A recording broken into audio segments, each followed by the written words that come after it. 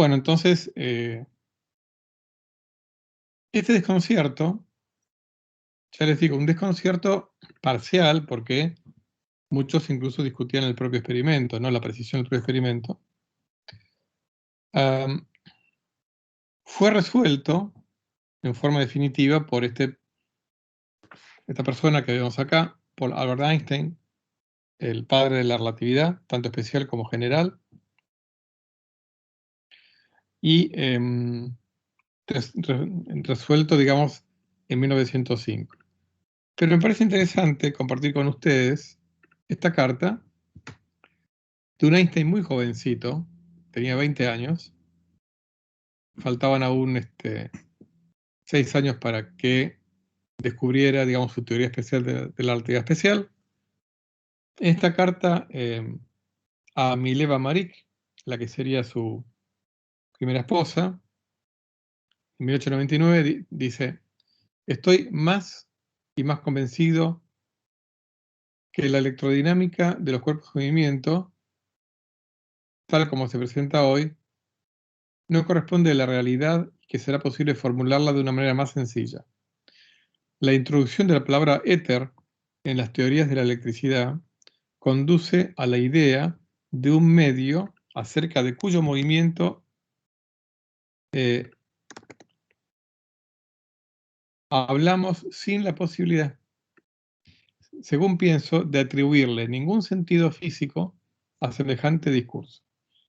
O sea, Einstein a los 20 años ya tenía serias dudas acerca de la existencia de ese hipotético medio llamado éter.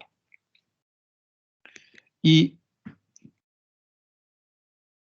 terminó dando por tierra con el éter. O sea, la teoría de la relatividad, una de sus revoluciones es que renuncia a la idea del éter, dice que el éter no existe,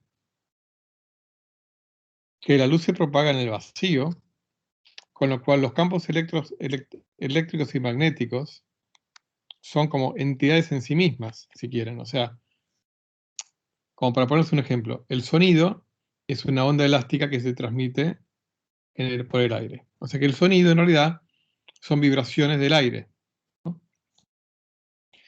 O sea que no existe, digamos, una molécula de sonido o el átomo de sonido. No hay un ente llamado sonido, sino que el sonido es una especie de fenómeno que le ocurre al aire. Lo que dice Einstein es que la luz, o en general las ondas electromagnéticas, la luz es una onda electromagnética,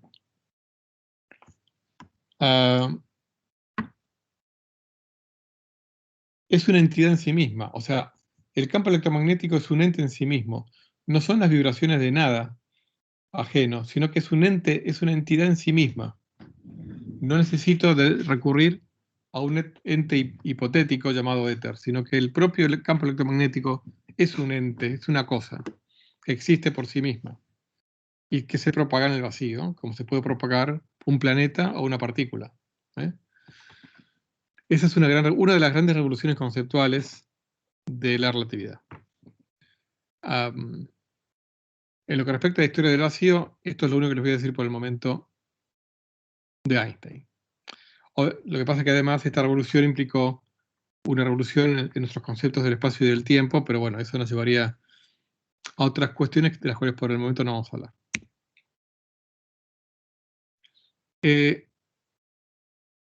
Otro aspecto del vacío tiene que ver con la geometría del espacio, ¿no?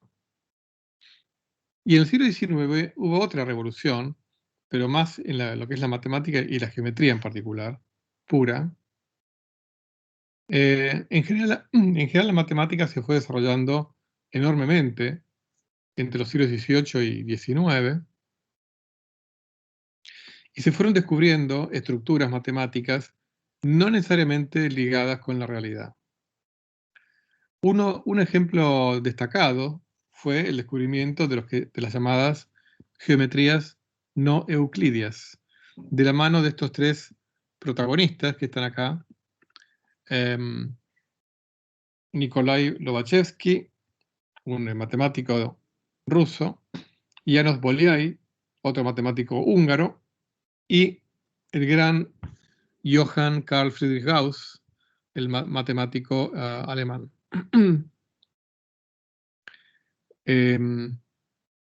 Gauss de forma independiente, pero los tres descubrieron lo que llamaríamos una geometría no euclidia con curvatura negativa. O sea, descubrieron que hay geometrías alternativas a la geometría euclidia, tan consistentes como la geometría euclidia. Pero son otras geometrías que describen espacios que son curvos. En realidad, uno no se puede imaginar un espacio de 3 dimensiones curvo, porque para eso uno se tendría que imaginar la cuarta dimensión, cosa que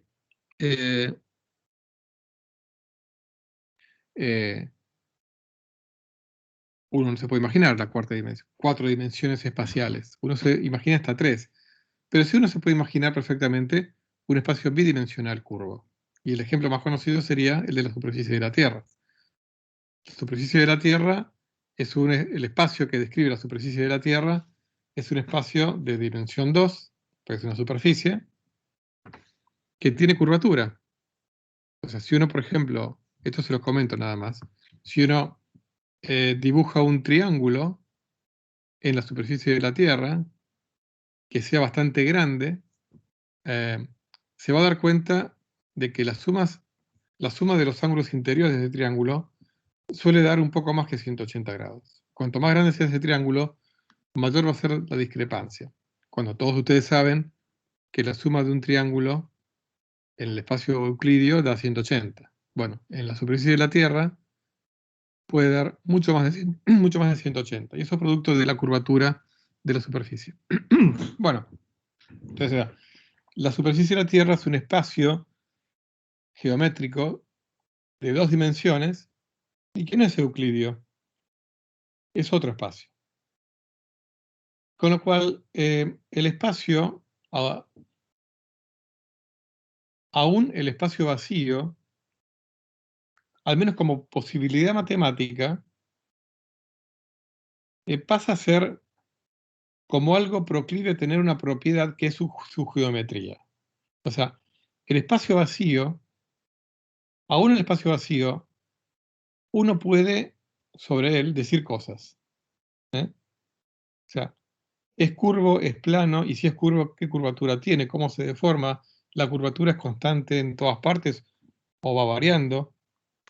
Entonces, esta es una revolución inicialmente conceptual, hipotética, que quizá no tiene nada que ver con la realidad, pero que abre aún más las posibilidades. O sea, si el espacio real es un espacio, aún el espacio vacío, es un espacio cuya geometría no está descrita por la geometría euclidia, sino que está descrita por otra geometría, uno puede decir cosas.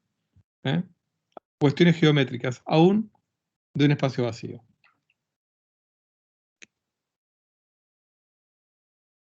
Volviendo al cero, el cual ya hacía un tiempito que no hablábamos, también con esta enorme revolución en la matemática, aparecen distintos tipos de cero, entendiendo el cero como una entidad que tiene ciertas propiedades algebraicas. El cero que uno conoce, el cero, pensado como número, en relación a los números enteros, es un número que tiene la propiedad de que sumado a cualquier otro, no cambia. El resultado es igual al número al cual yo lo estoy sumando el cero. O sea, cualquier número más cero me da ese número. Entonces, entendiéndolo como en sentido algebraico, cualquier número al cual le sumo cero, me da ese número. O sea que el cero, bajo la operación de suma, no me cambia para nada ningún otro número. Sigue siendo el mismo. O sea, en términos algebraicos, uno diría que el cero, en relación a la suma, no transforma ningún otro número. Los que cursaron alguna materia relacionada con álgebra, quizá hayan visto la noción de grupo, que es una noción abstracta que generaliza conjuntos que uno conoce. Un grupo es un conjunto que lo podemos anotar con la letra G, y una operación binaria, o sea, una operación entre dos cosas, que combina dos elementos cualquiera del grupo y forma otro elemento que se suele denotar como A por B o A punto B o lo que sea como que uno denotó esa operación, ¿no? O sea, en el caso del ejemplo más común es la suma. Eh, el grupo de los números, o sea, el conjunto de los números naturales y la suma, o en realidad el conjunto de los números enteros y la suma, me da un grupo, donde la suma es la operación binaria, ¿no? A más B, 2 más 4, ¿no? En un grupo, esta operación tiene que cumplir con las siguientes propiedades. Una se llama la operación de clausura, que significa que si A y B son dos elementos de ese grupo, ¿no? O sea que si A y B pertenecen a G, o sea, el grupo, entonces el resultado de A punto B, o sea, A por B, o A más B, lo que sea la operación, también pertenece al grupo. Bueno, eso vale, por ejemplo, para los números enteros, o sea, 2 más 3 es igual a 5, o sea, 2 pertenece a, 2 es un entero, 3 es un entero, 5 es un entero. La propiedad asociativa, si A, B y C pertenecen al grupo, A por B y A eso multiplicado por C es igual a A y eso multiplicarlo por B por C. O sea, no importa cómo los asocio, el resultado es el mismo. Bueno, eso ustedes saben que vale tanto para la multiplicación como para la suma. O sea, 2 más 3 y a eso le sumo 4, me da 9. Y si hago 2 más 3 más 4, también me da 9. ¿Ok? No importa cómo los agrupo, el resultado me da lo mismo. ¿Mm? Y finalmente la tercera propiedad es que existe el elemento de identidad. Existe un elemento que se suele anotar por la letra E, tal que para todos los elementos del grupo, la operación de ese elemento con cualquier miembro del grupo me da el miembro del grupo. En el caso de la suma, el elemento E, o llamado elemento de identidad, es el 0. En el caso de la multiplicación, el elemento de identidad es el 1. ¿Mm? A lo que voy con este ejemplo, no se asusten por esto, es un ejemplo, digamos, en relación a la historia del 0, es que el 0 como concepto abstracto matemático se multiplica, o sea que es como que en teoría de grupos hay muchos ceros posibles. El 0 es el 0 para la suma. El 1 sería el 0 para la multiplicación. O sea, el 0, la generalización del 0, pensando el 0 como algo que no cambia otra cosa. O sea, el 0 pensándolo como algo tal que si lo opero sobre otra cosa, no me cambia la otra cosa. ¿Ok? Por eso digo que a lo largo del siglo XIX y luego del XX,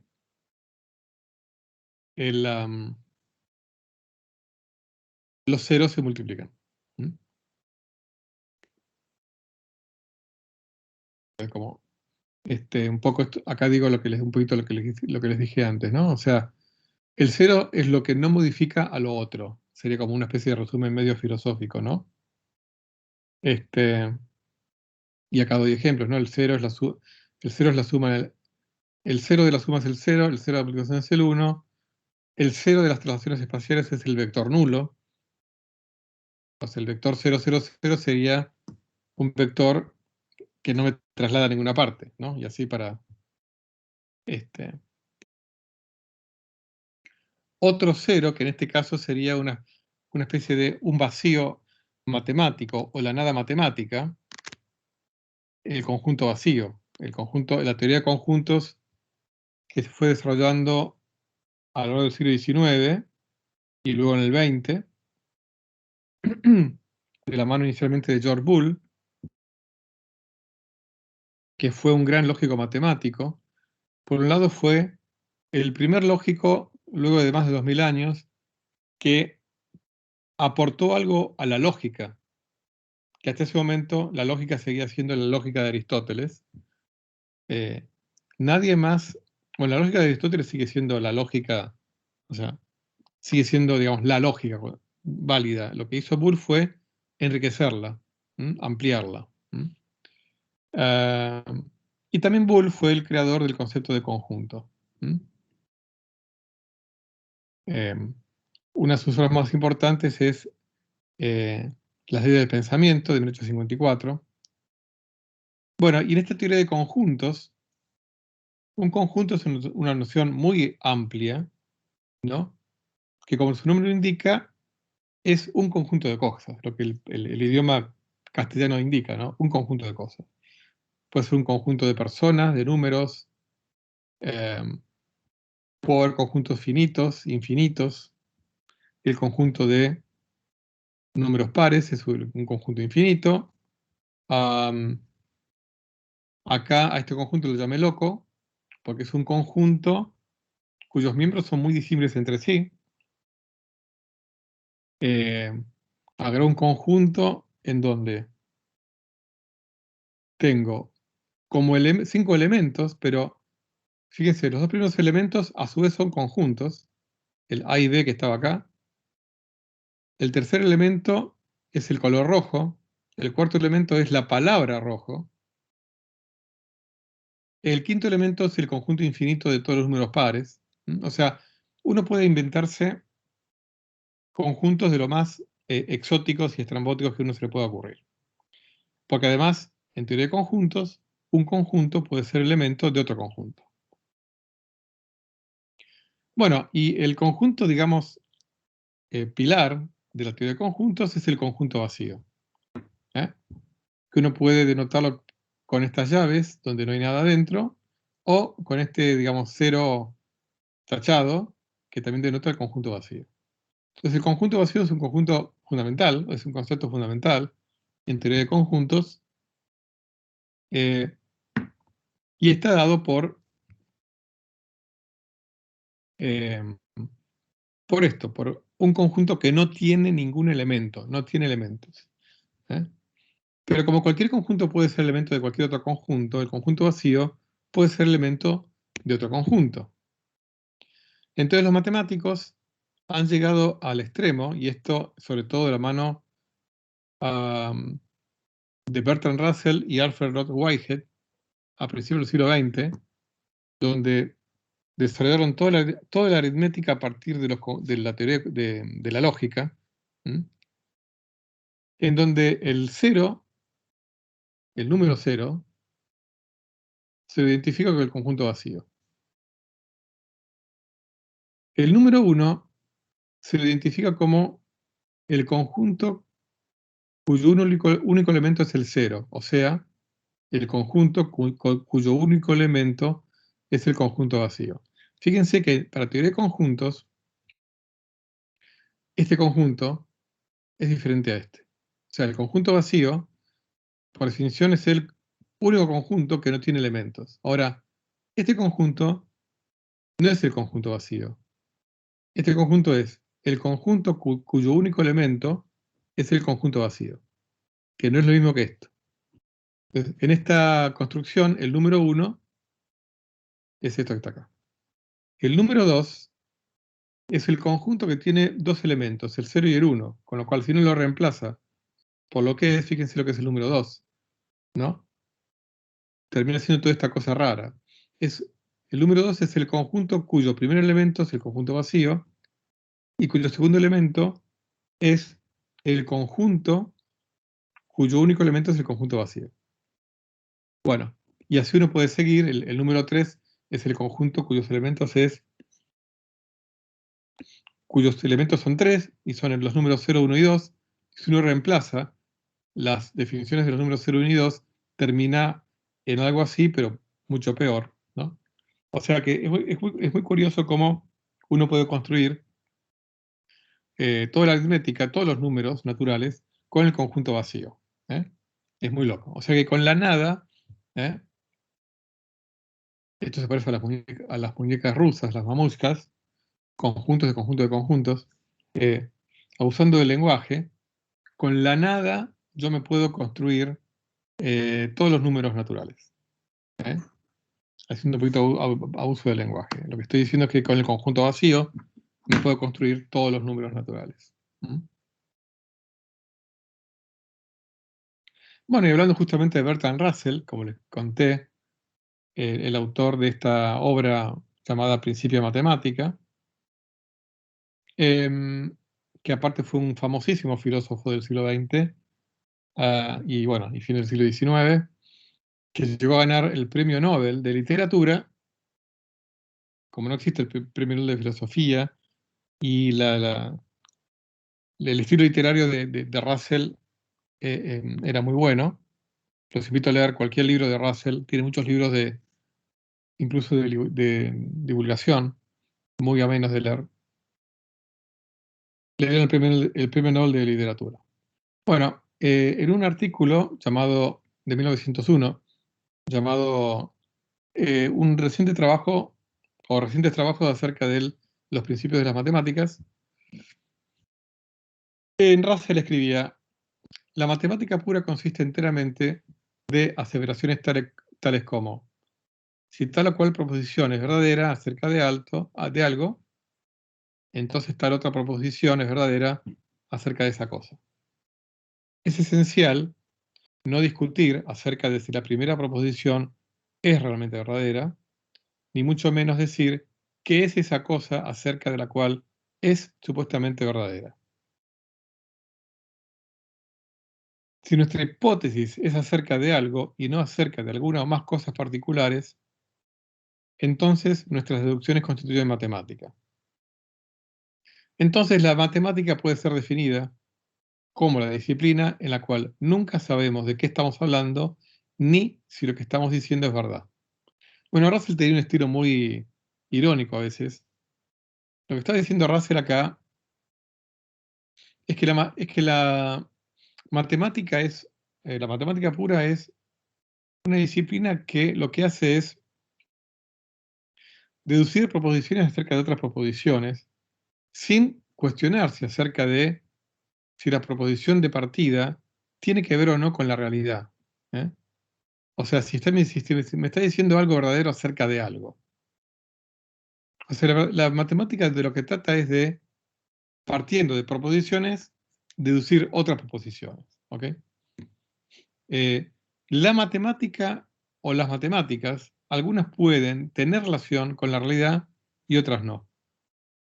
Pero eso en todo caso no es tarea del matemático, sino del filósofo natural, del físico teórico, del químico teórico, de quien sea que aplica las matemáticas a la naturaleza. ¿Okay?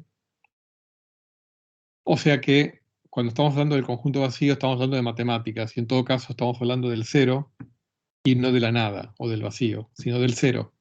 ¿Mm? O del conjunto vacío como un conjunto abstracto. Pero, como vimos, hay una interrelación a lo largo de toda la historia, entre la evolución de los conceptos del cero, de la nada y del vacío. Volviendo al espacio, ¿no? Yo les comenté que el espacio siempre se sobreentendió, esté vacío o no, que el espacio era euclidio, ¿no? Bueno, hasta Einstein, todo el mundo daba por sentado que el espacio es euclidio. Y de hecho, por ejemplo, el gran filósofo Immanuel Kant sostenía que el espacio es euclidio, pero dentro de la filosofía kantiana, cuando Kant dice que el espacio es euclidio, lo que está diciendo es que es un es en relación a una construcción de nuestro aparato perceptivo, el a priori, según la nomenclatura kantiana. O sea, lo que decía Kant es que como el espacio en realidad es una categoría del entendimiento nuestra, o sea que el espacio para Kant es algo o una característica de nuestro aparato cognitivo. El espacio para Kant es el espacio tal como nosotros percibimos a la realidad que nos rodea. O sea, es el espacio de nuestra mente. Es el teatro con el cual nuestra mente nos presenta el mundo que nos rodea. O sea, Kant decía que por ese espacio, para Kant era euclidio. El tema es que Kant era bastante escéptico en cuanto a que nosotros podamos conocer cómo es la realidad en sí misma. ¿eh? Con lo cual, podríamos decir que Kant nunca se atrevió, o nunca, no es que se atrevió, nunca sostuvo que no podíamos decir nada acerca de las características de ese hipotético espacio objetivo. Lo que él decía es que el espacio, eh, como, como característica de nuestro aparato cognitivo, es euclidio.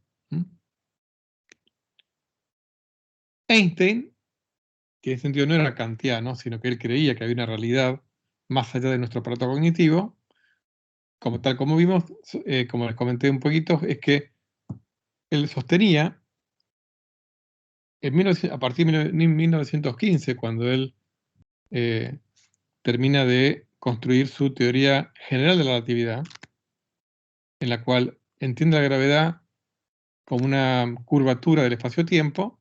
Para Einstein, la estructura métrica del espacio-tiempo, no solamente del espacio, sino también del tiempo, está en las leyes de la física, en particular la distribución de materia en el universo, con lo cual la geometría, no solamente que el espacio no es euclidio, sino que además es un ente dinámico. O sea, incluso el espacio vacío, así como Einstein echó por tierra el concepto de éter, pero por otro lado, si quieren, para algunos podrían decir paradójicamente, a ese espacio vacío le dio estructura. O sea, al espacio lo hizo vacío, le quitó el éter, pero le dio estructura geométrica. O sea que el espacio vacío, como les dije antes, uno puede predicar sobre el espacio vacío diciendo qué geometría tiene. E incluso el espacio puede ser inhomogéneo, o sea que, por ejemplo, la curvatura puede variar de un punto a otro. Bueno, y es más, el tiempo también se puede curvar. Pero bueno, no pretendo que ustedes entiendan esto, salvo que me crean y que entiendan que Einstein, al permitir que el espacio se pueda curvar, a un vacío le dio una estructura sobre la cual uno puede hablar. Y es más, esa estructura métrica tiene un ida y vuelta con la distribución de materia. O sea, es como que, así como la estructura métrica, según Einstein, le dice a la materia cómo moverse, la materia le dice al espacio-tiempo cómo curvarse. O sea, como verán, nuestro concepto de incluso de espacio vacío hoy en día es bastante más sofisticado de lo que lo era hace 150 años. Bueno, volvemos de nuevo al espacio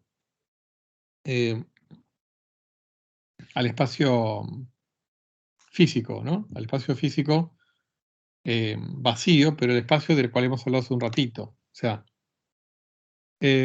como les comenté, en el espacio intergaláctico, bueno, en el espacio interestelar hay un átomo por centímetro cúbico.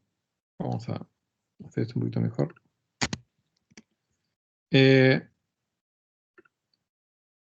el espacio intergaláctico hay un átomo cada metro cúbico.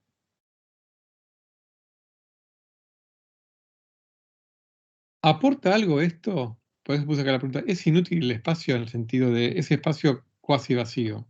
¿No? ¿Es relevante o lo podemos considerar a los efectos prácticos como algo vacío completamente?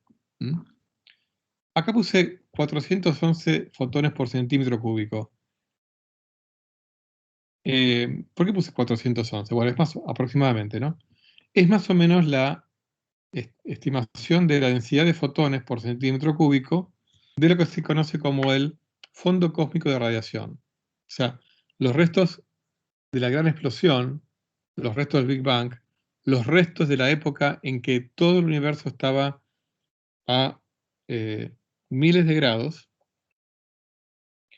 es una radiación que se ha ido enfriando conforme el universo sigue expandiendo, pero que nos baña a todos, está en todas partes del universo, viene de todas partes. Hoy en día tiene una temperatura efectiva de 2,7 grados Kelvin, o sea, menos de 270 grados bajo cero. Y la densidad, digamos, cuando uno calcula cuál es la densidad de energía y la densidad de número de fotones por unidad de volumen de un gas de fotones a 2,7 grados Kelvin, le da esta cantidad que está acá. Entonces, por eso digo, acá hay varias preguntas. ¿Es relevante un átomo por metro cúbico?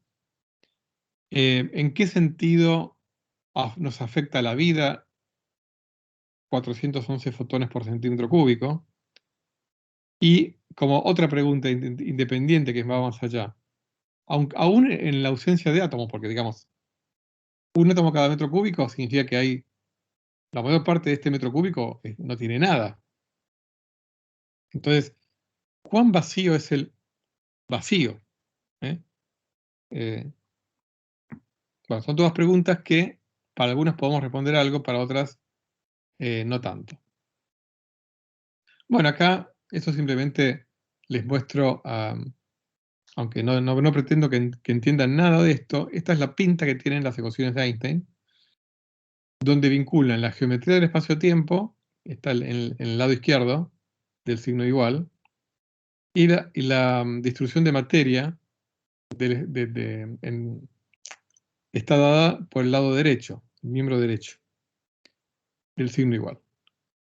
Esto es lo que se llama el tensor de energía e impulso de la materia, y acá hay cosas que se llaman, esto es el tensor de Ricci, es una entidad geométrica que reúne la información de la geometría del espacio-tiempo.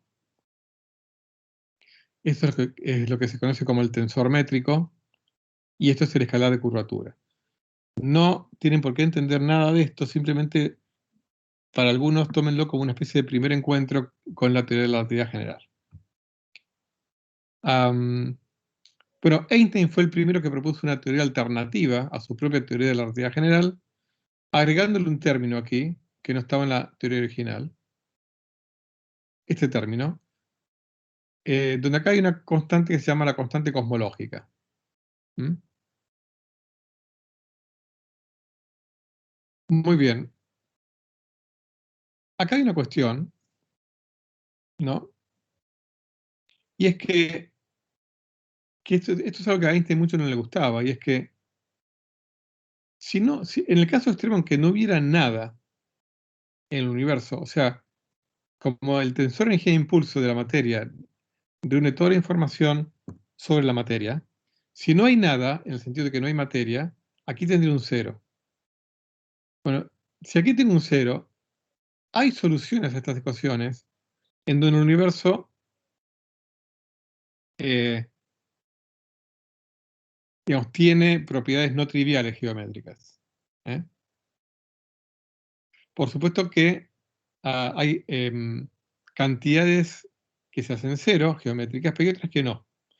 Eso es algo que a Einstein no le gustaba del todo, pero bueno, es así. O sea, uno puede tener soluciones de vacío no triviales a las ecuaciones de Einstein, o sea, en donde el espacio no es necesariamente euclidio, ¿no? Bueno, y fíjense otra cosa. Vamos a simplificar en el caso de las ecuaciones originales de Einstein, donde hay materia. Resulta que cuando uno aplica las ecuaciones de Einstein al universo como un todo, ¿eh? Es relevante cuántos átomos por metro cúbico hay. Acá es donde quiero que vean la relevancia de ese cuasi vacío que vimos hace un ratito. Hoy en día sabemos más o menos a qué ritmo se está expandiendo el universo. Sabemos que más o menos se está expandiendo a un ritmo dado por lo que se conoce como constante de Hubble, y que su valor es más o menos del orden de 70 kilómetros por segundo por megaparsec. Eso significa más o menos que una galaxia que esté a 1 megaparsec, o sea, a más o menos 3 millones de años luz de distancia, se está alejando de nosotros a 70 kilómetros por segundo. ¿Mm? Bueno, las ecuaciones de Einstein me dicen que un universo que se esté expandiendo con ese ritmo, si es plano,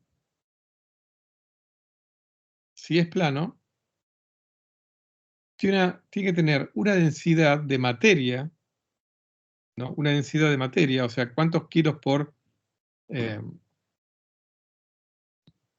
por metro cúbico, por decir algo, que tiene un valor muy chiquitito, pero que es del orden de unos pocos átomos por metro cúbico. No un átomo por metro cúbico, varios átomos, ¿no? Lo interesante es esto: si la densidad del universo fuera de, por ejemplo, 10.000 átomos por metro cúbico, la densidad promedio del universo, o sea, estamos hablando de la densidad promedio del espacio intergaláctico, ¿no? El universo sería cerrado geométricamente, o sea, sería el equivalente a una especie de hiperesfera en 4 dimensiones. Y, al menos para esta teoría original, o sea, en ausencia de este término de constante cosmológica, a la larga el universo va a llegar a un punto de máxima expansión y luego se va a contraer. Si el universo es de algunos átomos por metro cúbico la densidad, no recuerdo bien exactamente, pero bueno, algunos pueden ser algunas decenas, el universo es plano y se va a expandir para siempre con una curva que tiene esta pinta. Y finalmente, si la densidad del universo es tal que en total hay unos poquitos átomos por metro cúbico, el universo es abierto, tiene lo que se llama abierto, se tiene curvatura negativa y se va a expandir para siempre, y a la larga va a tender a una velocidad de expansión lineal con el tiempo. Hoy en día sabemos que la mayor parte de la materia no está en la forma de átomos, con lo cual cuando yo les dije átomos por metro cúbico, en realidad me estoy refiriendo al equivalente en átomos por metro cúbico. O sea, hoy sabemos que buena parte de la materia del universo no son átomos, es materia que no sabemos qué es. Pero esa es otra cuestión de la cual no voy a hablar en esta clase, ¿no? Lo curioso es que si uno eh, hace evolucionar las ecuaciones de Einstein hacia el pasado y nos ubicamos en una milmillonésima de segundo después del Big Bang, o sea, después de la época en donde estaba todo hipercaliente, en esa época, si hoy en día la densidad del universo es lo que se llama la densidad crítica, o sea, si el universo es plano, un nanosegundo después del Big Bang, la densidad del universo era de, y les voy a leer este número que está en negra, que es la curva negra, millón, billón, trillón, sería 447.225 trillones, 917.218 billones, 507.401 millones, 284.016 gramos por centímetro cúbico. Si el universo tiene curvatura negativa, o sea que es abierto, un nanosegundo después del Big Bang hubiera sido bla, bla, bla, bla, bla, bla, bla, un gramo menos. O sea, fíjense la precisión con que tuvo que haber sido el universo originalmente su Esto nos lleva a otros problemas de los cuales no voy a hablar en esta clase, digamos, pero si hubiera sido todos estos trillones de gramos, pero un gramo menos denso, en este momento, entonces sería abierto, y si fuera un gramo más denso, sería cerrado. Entonces, se les comento por curiosidad, estas cuestiones se intentan resolver con unas teorías llamadas universo inflacionario, de las cuales no vamos a hablar, esto se los comento como cultura general. A lo que voy es que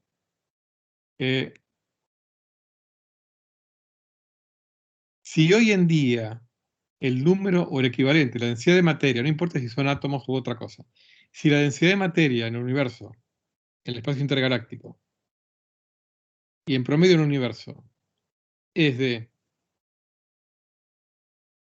unos pocos átomos por metro cúbico, 1000 átomos por metro cúbico, o 1000 átomos por metro cúbico, puede cambiar